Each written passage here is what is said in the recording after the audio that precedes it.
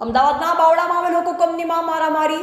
બાવળામાં આવેલ આઈસ્ક્રીમની હોકો કંપનીમાં બે વર્કરોને લાકડી વડે માર મારવાનો આક્ષેપ। આઈસ્ક્રીમની કંપનીમાં નીકળવાની ઘટનાનો વિરોધ કરતા નોકરીમાંથી કાઢી નાખવાની ધમકી આપતા સામે બોલતા થઈ બોલાચાલી ઉગ્ર થતા 100 લોકોના ટોળાએ લાકડી વડે માર માર્યો હોવાનો આક્ષેપ। કંપની મેનેજમેન્ટનું કહેવું છે કે વર્કરોએ અમારી ઉપર હુમલો કર્યો છે। પોલીસ દ્વારા એકતરફી કાર્યવાહી, ઘાયલ થયેલ પરિવાર અને સાથી વર્કરોનો આક્ષેપ। વર્કરો અને તેમના પરિવાર દ્વારા સીસીટીવી ફૂટેજ દ્વારા યોગ્ય કાર્યવાહી કરવા માંગ કરવામાં આવી રહી છે।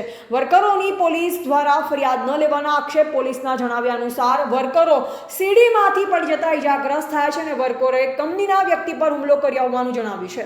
સાચી હકીકત સીસીટીવી ફૂટેજ સામે આવે ત્યારે જ જાણવા મળશે। રિપોર્ટર નિકુલ ઠાકોર, બાવળા।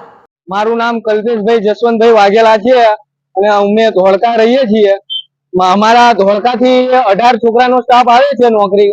તો અહીંયા અંદર નોકરી કરતા હતા તો અંદર ડોલમાં અમે ઈયળો જોઈને અમે વિડીયો બનાવી લીધો અને વિડીયો બનાવીને અમે એ લોકોને વિરોધ કર્યો કે તમે આવું શું કરવા કરો છો અને આવું ના ચાલે।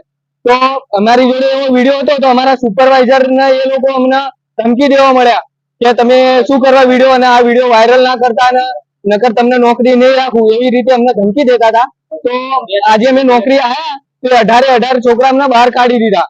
બહાર કાઢીને અને એ લોકો બહાર કાઢીને અમને ધમકી દે ને કે હવે પછી તમે નોકરી ના આવતા એમ કરો। તો અમે અત્યારે અહીંયા બોલવા મળ્યા તો એ અંદરથી મિનિમમ 100 માણસ અમારી પાછળ પડી ગયા હતા લાકડી લઈને અને બે છોકરાને ઘાયલ કરી દીધા છે। અત્યારે અહીંયા સીસીટીવી કેમેરા લાગેલા છે, અંદર તમે રેકોર્ડિંગ કરેલું છે। આ બનાવ 9:40 બનેલો છે।